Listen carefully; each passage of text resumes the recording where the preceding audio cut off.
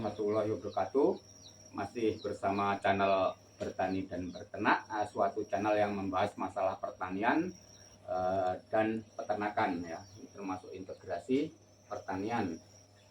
Jadi kita sharing-sharing, kita tukar pengalaman, kita berdiskusi, tidak menggurui. Nah, sore ini kita akan membahas masalah telur fertil. Ya, telur fertil itu apa sih? Ada yang bertanya. Telur fertil adalah telur yang dibuahi oleh pejantan. Jadi di sini indukan ada pejantannya. Kalau nggak ada pejantannya, biasanya disebut telur non fertil atau telur konsumsi. Biasanya ayam-ayam ras ya. Ayam-ayam ras itu cuman betinanya aja. Nah, makanya di sini kalau kita mau beli telur tetas ya harus telur yang fertil ya.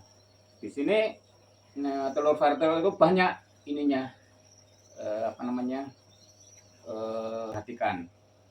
Yang pertama ya, untuk kita supaya telur itu bagus ya, itu kita lihat indukannya ya. Indukannya harus yang bagus ya, keturunan yang bagus, yang besar ya, yang sedang ya, jangan terlalu kecil ya. Itu dilihat dari indukannya. Terus dari pakannya, pakan indukannya harus berkualitas ya. Kalau pakannya nggak berkualitas, nanti pengaruh ke telurnya nggak sehat ya. Nanti menetas nggak sehat, nanti bisa mati ya. Tuh dari pakannya, dari manajemen pakannya, cara pemberian pakan, cara pemberian minum itu juga mempengaruhi telurnya ya, dari kebersihan kandang ya. Jadi itu dari perbandingan jantan dan betina juga akan mempengaruhi fertilitas ya. Yang bagus 1 jantan 5 betina ya, itu. Terus penyimpanannya, telur fertil itu ada masa kadaluarsa ya. Kalau bisa jangan lebih dari 10 hari 10 hari disimpan ya. Cara penyimpanannya juga harus tempat yang teduh ya. Kalau bisa ya suhu itu 20 derajat Celcius, jangan di tempat yang panas ya. Itu. Terus bentuknya juga harus diperhatikan telur tetas itu ya. Telur tetas itu beratnya juga harus pas ya, jangan terlalu besar, jangan terlalu kecil ya. Itu tergantung jenis ayamnya ya. Jadi kalau berat itu tergantung jenis ayamnya. Jadi kalau ayam tertentu beratnya mungkin lebih berat ya daripada jenis-jenis yang lain gitu. Di sini kalau berat ya jangan terlalu kecil, jangan terlalu besar ya. Terus dari bentuknya jangan ini kelihatan lonjong ya, agak lonjong ya, jangan yang lonjong ya. Ini juga terlalu kecil ya, ini terlalu kecil, jadi kita akhir ya, kita untuk konsumsi. Nah kalau ini terlalu bulat, jangan terlalu bulat, lonjongnya itu lonjong telur ya. Kalau terlalu bulat juga nggak bagus ya. Terus keadaan telur kita harus perhatikan untuk telur tetas. Cangkangnya itu jangan yang tipis ya, jangan ada ya cangkang-cangkang itu kan ya, terlalu tipis ya, itu mungkin pengaruh stres ya, atau pakannya ada yang tipis, itu nggak baik ya. Terus dari cangkangnya jangan yang retak.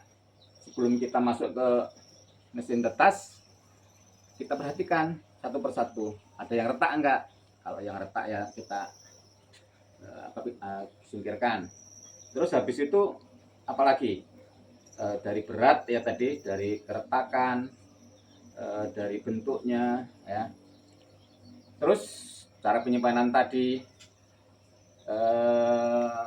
setelah itu ya, setelah kita seleksi baru kita masukkan ke mesin tetas ya. Kita masukkan ke mesin tetas. Sebelum masuk ke mesin tetas, penyimpanannya jangan lupa ya, ini yang lancip itu ya di bawah. Yang lancip di bawah itu pengaruh dari, biasanya kan rongga udara di atas ya. Rongga udara di atas itu pengaruhnya itu. Terus dalam penyimpanan juga yang bagus juga di tray ya. Di tray ini dingin ya, ini karena dari apa ini ya, kayaknya dari kardus ya, dari bahan organik nih ya. Jadi ini dingin ya.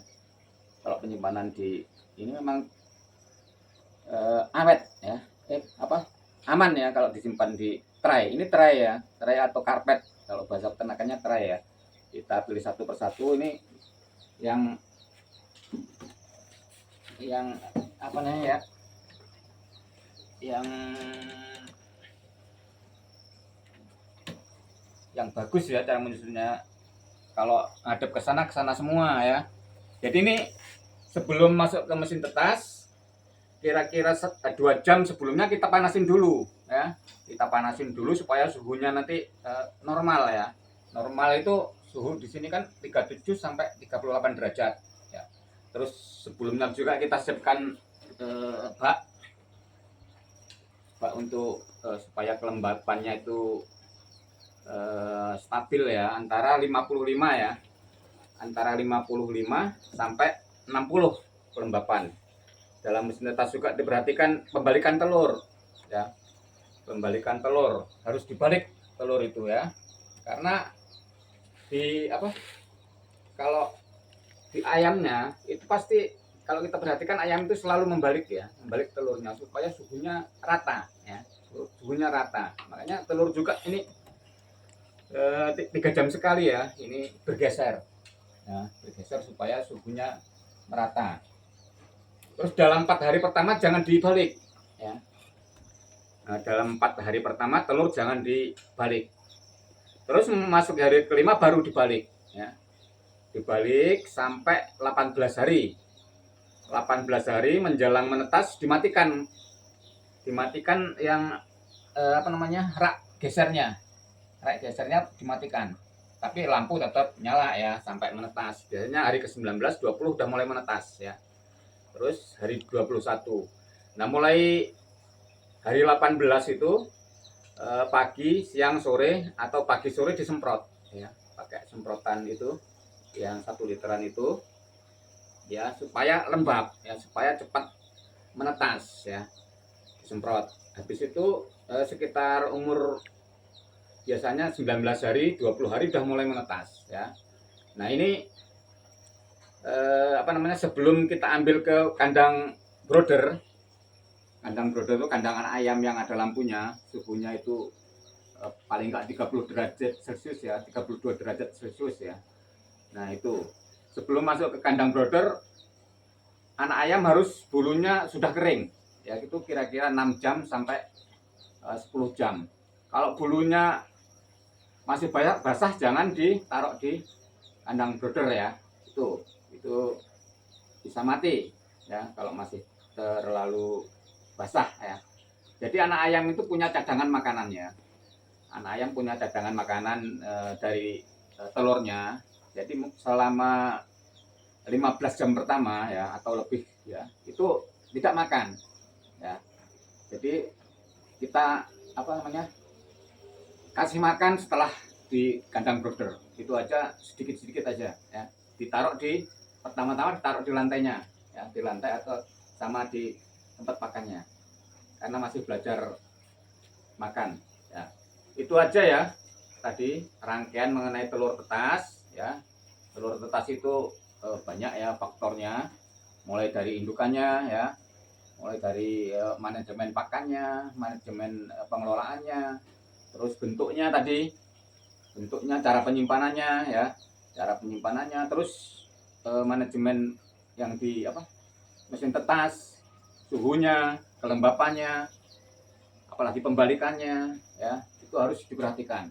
Terus jangan lupa lampu juga nih. Lampu ini kan 24 jam ini. Lampu ini 24 jam, jadi sewaktu-waktu mati ya. Kalau matinya siang biasanya ya enak ya. Kadang-kadang pas tidur mati. Jadi kalau mati 1 masih bisa lah ya. Tapi kalau mati 2 itu biasanya suhu itu paling 34, 35. Itu kalau lama mungkin nanti mempengaruhi penetasan ya. Jadi diperhatikan lampu. Tuh. Mungkin itu aja ya. Yang dapat saya sampaikan. Mudah-mudahan ini bermanfaat ya. Kurang dan lebihnya saya mohon maaf. Saya akhiri. Wassalamualaikum warahmatullahi wabarakatuh.